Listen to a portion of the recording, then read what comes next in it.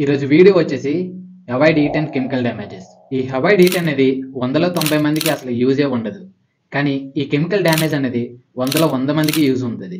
ఎందుకంటే మనం యూజ్ చేసే ఈ oil, shampoos, air wax, gel, conditioner, serums and air colours ఇలాంటి చాలా ప్రొడక్ట్స్ ఉంటాయి మనం హెయిర్ కి అప్లై చేసేవి. ఇందులో కొన్ని చాలా మందికి తెలియదు.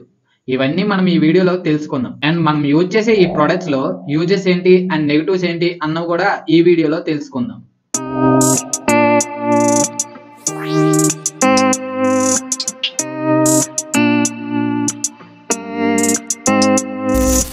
ఇప్పుడు వరకు మీరు చూసే ఫ్యాషన్ ఛానల్స్ లో ఆ ప్రొడక్ట్ వల్ల వచ్చే బెనిఫిట్సే చెప్తారు, కానీ వాటిలో ఉన్న నెగిటివ్స్ అనేవి ఎవరు చెప్పరు. అయితే మన ఛానల్లో వీటిలో ఉన్న పాజిటివ్స్ అండ్ నెగిటివ్స్ కూడా షేర్ చేసుకుంటాం. ఫస్ట్ ఈ వీడియోకి లైక్ చేసేయండి అండ్ అలానే మీకున్న డౌట్స్ ని కామెంట్ చేసేయండి. మీరు లైక్ చేయడం వల్ల ఈ వీడియో ఇంకొంతమందికి రికమెండ్ అవుతుంది. అవాయిడ్ హీట్ ప్రొడక్ట్స్ లో ఈ hair dryer, straightener and heat comb లాంటి ప్రొడక్ట్స్ ఉంటాయి. ఇవన్నీ సేమ్ డ్యామేజ్ చేస్తాయి. అయితే మనం రెగ్యులర్ గా యూజ్ చేసే ఈ hair straightener and hair dryer లో ఉన్న పాజిటివ్స్ అండ్ నెగిటివ్స్ ని ఈ వీడియోలో ఎక్స్ప్లెయిన్ చేస్తా. హెయిర్ డ్రైయర్ అనేది మనందరికీ తెలుసు. మనలో కొంతమంది ఈ హెయిర్ డ్రైయర్ అనేది రెగ్యులర్ గా యూజ్ చేస్తారు, మరికొందరు అప్పుడప్పుడు సెలూన్ షాప్ కి వెళ్ళేటప్పుడు యూజ్ చేస్తారు. అయితే అప్పుడప్పుడు యూజ్ చేసే వాళ్ళకి ఏ ప్రాబ్లం ఉండదు ఈ హెయిర్ డ్రైయర్ వల్ల, కానీ రెగ్యులర్ గా యూజ్ చేసే వాళ్ళకి మాత్రం హెయిర్ ఫాల్ అవడానికి ఎక్కువగా ఛాన్సెస్ ఉంటాయి. అండ్ అలానే వాళ్ళు ఫ్యూచర్ లో బ్లాక్ గా అయిపోవడానికి కూడా ఎక్కువగా ఛాన్సెస్ ఉంటాయి. ఎందుకు అని చెప్తా విను. హెయిర్ డ్రైయర్ లో ఉన్న పాజిటివ్స్ అండ్ నెగిటివ్స్ కోసం తెలుసుకుందాం. మనం హెడ్ బాత్ చేసేటప్పుడు మన హెయిర్ అనేది ఇలా వెట్ గా ఉంటుంది. ఈ వెట్ గా ఉన్న హెయిర్ ని డ్రై చేయడానికి మనం ఈ టవల్స్ అనేవి యూజ్ చేస్తాం. ఈ టవల్స్ తో మనం ఇలా రబ్ చేయడం వల్ల మన హెయిర్ అనేది డ్యామేజ్ అవుతుంది అండ్ అలానే హెయిర్ ఫాల్ కూడా అవుతుంది. అదే మనం ఈ హెయిర్ డ్రైయర్స్ అనేవి యూజ్ చేయడం వల్ల ఇందులో ఉన్న హాట్ హెయిర్ వల్ల మన హెయిర్ అనేది త్వరగా డ్రై అయిపోద్ది. కానీ మన హెయిర్ వెట్ గా ఉండటం వల్ల మన హెయిర్ అనేది వీక్ గా ఉంటుంది. మనం హెయిర్ డ్రైయర్ యూజ్ చేసేటప్పుడు మన హెయిర్ కి 15 to 20 సెంటీమీటర్స్ డిస్టెన్స్ లో పెట్టుకొని ఈ హెయిర్ డ్రైయర్ అనేది యూజ్ చేయాలి. లేకపోతే అందులో ఉన్న హీట్ ఎయిర్ వల్ల మన హెయిర్ అనేది హెయిర్ ఫాల్ అవడానికి ఛాన్స్ ఉంటుంది అండ్ అలానే బ్రేక్ అవడానికి కూడా ఛాన్స్ ఉంటుంది. ఈ హెయిర్ డ్రైయర్ ఉన్న అమోనియా అండ్ పీపీడీ లాంటి కెమికల్స్ వల్ల మన హెయిర్ ఎప్పుడు బ్లాక్ అండ్ షైనీగా ఉంటుంది. ఈ ammonia and PPD chemicals use చేయడం వల్ల మనం హెయిర్ యూజ్ చేసేటప్పుడు అందులో ఉన్న కెమికల్స్ అనేవి మన హెయిర్ చుట్టూ లేయర్ లో ఫామ్ అవుతాయి. దీనివల్ల మన హెయిర్ అనేది బ్లాక్ గా ఉంటుంది. కానీ మనం రెగ్యులర్ గా ఈ హెయిర్ అనేది యూజ్ చేయడం వల్ల అందులో ఉన్న కెమికల్స్ వల్ల మన హెయిర్ అనేది థిన్ గా అయిపోద్ది.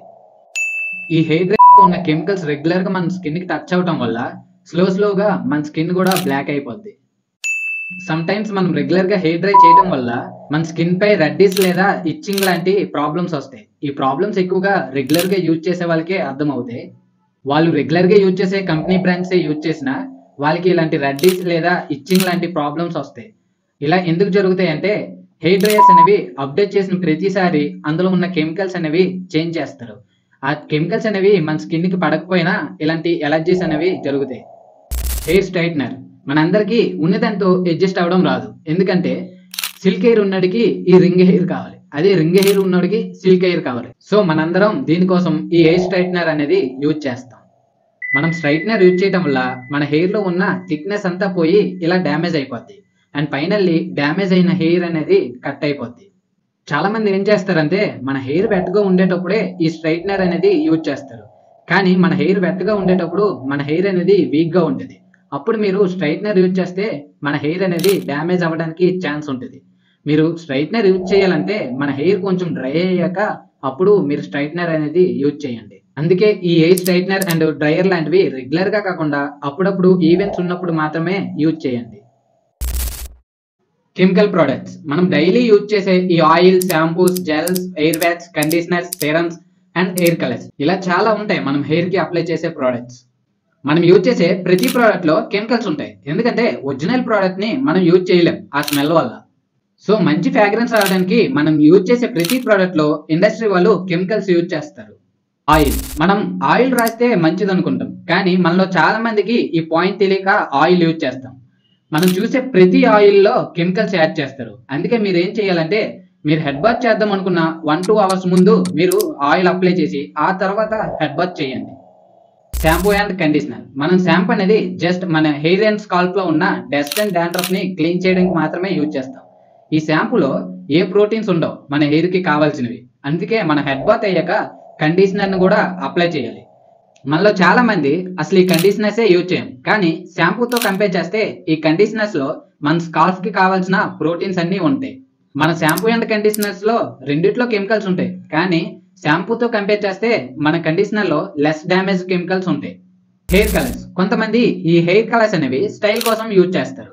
మరికొందరు ఏజ్ తో సంబంధం లేకుండా వైట్ హెయిర్ రాగానే ఈ హెయిర్ కలర్స్ అనేవి యూజ్ చేస్తారు. ఎందుకంటే చీప్ అండ్ ఎఫెక్టివ్ ప్రైజెస్ లో ఉండటం వల్ల అండ్ అలానే సింపుల్ గా కలర్ చేసుకోవచ్చు కాబట్టి ఈ హెయిర్ కలర్స్ అనేది మనం యూజ్ చేస్తాం. కానీ ఈ హెయిర్ కలర్స్ యూజ్ చేయడం వల్ల మన హెయిర్ లో ఉన్న థిక్నెస్ అంతా పోయి స్లోగా మన హెయిర్ డ్యామేజ్ అయ్యి ఇలా థిన్ గా అయిపోద్ది. సమ్ టైమ్స్ ఈ హెయిర్ కలర్ వల్ల మన స్కాల్ప్ లో ఇచ్చింగ్ లేదా ఎలర్జీ లాంటివి అవుతాయి, ఎందుకంటే అందులో యూజ్ చేసే కెమికల్స్ వల్ల. సో మీరు ఫస్ట్ టైం యూజ్ చేస్తే మాత్రం మీరు తీసుకున్న పౌడర్ ని కొంచెం మిక్స్ చేసి మీ హెయిర్ బ్యాక్ సైడ్ ఉన్న నెక్ ప్లేస్ లో అప్లై చేయండి.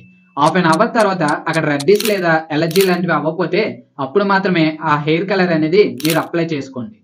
మాక్సిమం అవాయిడ్ చేయడానికే చూడండి. తప్పదు అనుకుంటే మాత్రమే ఈ హెయిర్ కలర్స్ అనేవి యూజ్ చేయండి. Hair extreme temperature.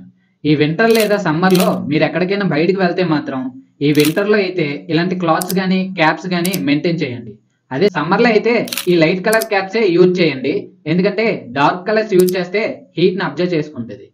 Wet hair sleep. కొంతమంది ఏం చేస్తారంటే నిద్రపోయే ముందు హెడ్ బాత్ చేసి ప్రాపర్ గా హెయిర్ అనేది డ్రై అవ్వక ముందే నిద్రపోతారు.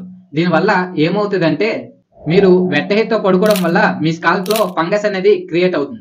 ఆ ఫంగస్ అనేది డాండ్రఫ్ లా చేంజ్ అయ్యి స్లోగా మీ స్కాల్ప్ మొత్తం ఇన్ఫెక్షన్ అయ్యేలా చేస్తుంది.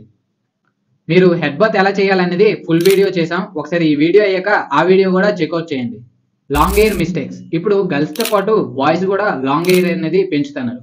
అయితే మీరు లాంగ్ హెయిర్ పెంచుదాం అనుకుంటే మీరు ఎప్పుడు మీ హెయిర్ అనేది ఇలా టైట్ గా పెట్టకండి, ఎందుకంటే ఇలా టైట్ గా పెట్టడం వల్ల అక్కడ ప్రెషర్ అనేది క్రియేట్ అయ్యి అక్కడ హెయిర్ లాస్ అవ్వడానికి ఛాన్సెస్ ఎక్కువ ఉంటాయి. సో మీ హెయిర్ ని ఎప్పుడు కొంచెం లూజ్ గా ఉండేలా చూసుకోండి. ఇప్పటికీ ఈ వీడియో లెంత్ ఎక్కువైంది, సో ఈ హెయిర్ వ్యాక్స్ అండ్ జెల్స్ కోసం నెక్స్ట్ ఒక లాంగ్ వీడియో చేస్తా.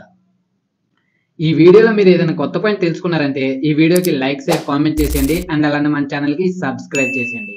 మన నెక్స్ట్ వీడియో మీ దాకా రావాలంటే ఆ పక్కన ఉన్న గన్ సింబల్ ని ఆన్ లో పెట్టుకోండి. ఓకే, నెక్స్ట్ వీడియోలో మళ్ళీ కలుసుకుందాం. Love you all guys, bye bye.